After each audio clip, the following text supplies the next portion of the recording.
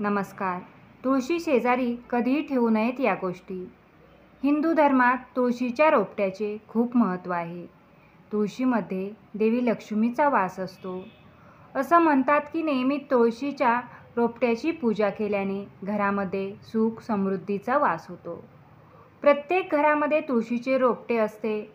ज्या घरातील तुळस नेहमी हिरवीगार असते तेथे सकारात्मक ऊर्जेचा संचार असतो.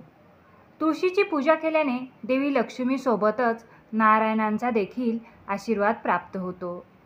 वास्तुशास्त्रानुसार कधीकधी आपण तुळशीच्या रोपट्यासंबंधित काही अशा चुका करतो ज्यामुळे व्यक्तीच्या आयुष्यावर त्याचा गंभीर परिणाम पाहावा लागतो.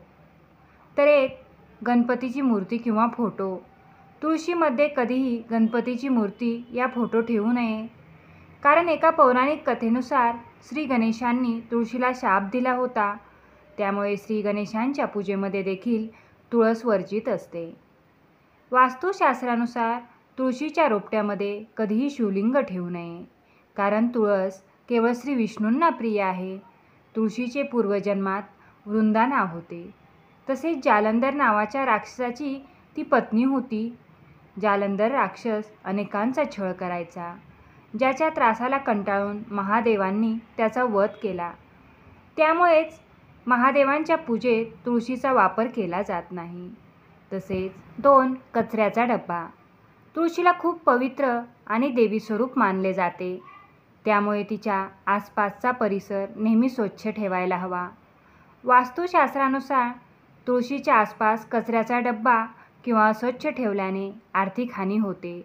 3, झाडू. तुळशीच्या रोपट्याजवळ कधीही झाडू ठेवू नये. कारण झाडूचा वापर साफसफाई करण्यासाठी करतो. त्यामुळे झाडू तुळशी शेजारी ठेवल्याने घरामध्ये दारिद्र्यता येते. घरात गेल्यानंतर आपल्यापैकी प्रत्येकाला चप्पल कुठेही ठेवण्याची सवय असते. मात्र जर तुम्ही घरातील किंवा अंगणात असलेल्या तुळशीच्या रोपाजवळ चप्पल काढून ठेवू नये. असे केल्यास घरात वाद होऊ शकतात. तसेच तुळशीजवळ अशी रोपं कधीच ठेवू नका. तुमच्या घरात तुळशीचे झाड असेल तर लक्षात ठेवा की त्याच्याजवळ अशी कोणतीही रोपं ठेवू नका ज्याच्या खोडातून व पानातून दुधासारखा द्रव बाहेर पडतो.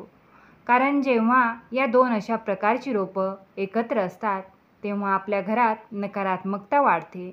ज्यामुळे कलह आणि क्लेश निर्माण होऊ शकतो. तुळस ही खूप पवित्र असते. त्यामुळे तुळशीच्या बाबतीत ही काळजी नक्की घ्या. धन्यवाद.